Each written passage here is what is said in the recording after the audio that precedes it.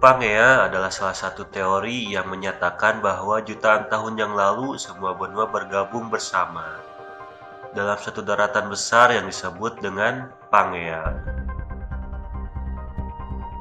Sebelum akhirnya benua sekarang terdiri dari 5 buah benua. Kemudian karena suatu alasan yang masih belum diketahui pasti, benua-benua ini pecah dan mulai hanyut dalam arah yang berlawanan. Teori selanjutnya mengatakan bahwa benua-benua ini akan terus melayang sampai mereka bertemu lagi dalam konfigurasi yang berbeda. Diyakini oleh beberapa ahli bahwa Pangea memiliki karakteristik yang sama dengan Antartika sekarang. Teori Pangea sendiri didasari oleh teori Alfred Wegener, seorang ilmuwan Jerman. Pertanyaannya, apakah setelah terpecahnya Pangea langsung menjadi benua yang kita tahu sekarang? Mari kita bahas.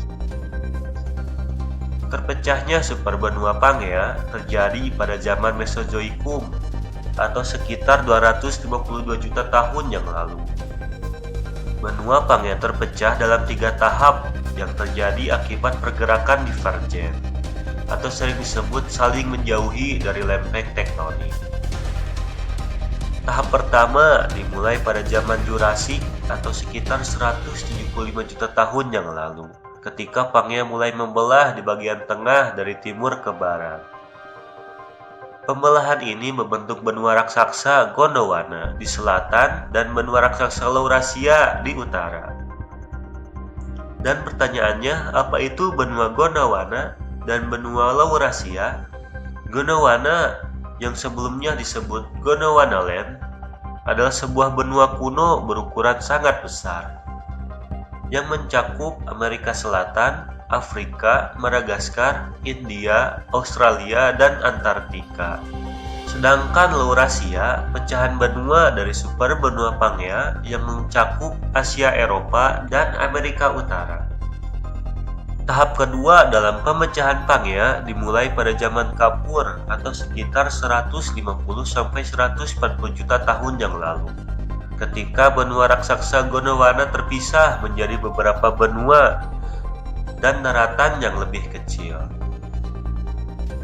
di antara lain menjadi benua Afrika, Amerika Selatan, India, Antartika, dan Australia. Tahap terakhir atau ketiga dari perpecahan Pangea terjadi pada zaman Kenozoikum sekitar 60–55 juta tahun yang lalu. Benua raksasa Laurasia terpecah ketika Amerika Utara dan Greenland melepaskan diri dari Eurasia atau sering disebut benua Asia dan Eropa yang membentuk membuka Laut Norwegia, dan perpecahan antara benua Gondwana dan Laurasia menjadi benua yang kita kenal saat ini, yaitu Asia, Afrika, Amerika Utara, Amerika Selatan, Antartika, Eropa, dan Australia.